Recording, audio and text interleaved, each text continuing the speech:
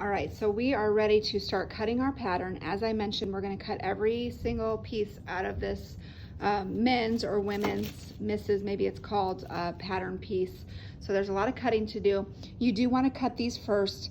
And if you have some cutting shears or sewing shears, you probably want to use a regular pair so it doesn't necessarily ruin them.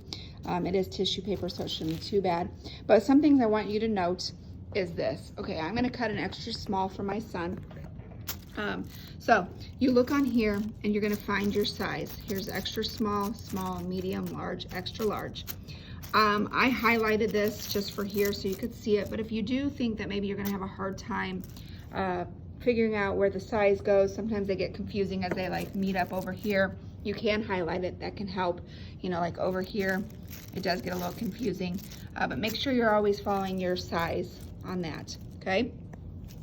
This is also going to tell me that this is the front leg, and then when it says cut two. Now that doesn't mean cut two of these because there aren't two, but when I cut my fabric, I do want to cut two of those. So there's always these little things that'll tell you what to do. Over here, this is the front yoke and pocket. Again, we're going to cut two of those when we cut it out of the fabric. So pay attention to that stuff, and that'll tell you exactly what you need to be cutting. Okay, and it does tell you exactly what you are cutting out, what pieces you have. So there's that. Also pay attention to these triangles. When you cut your pattern and your fabric, you do want to cut these triangles. You can either cut them in like this shows, or you can do it like out here so they stick out. Either one is fine, okay?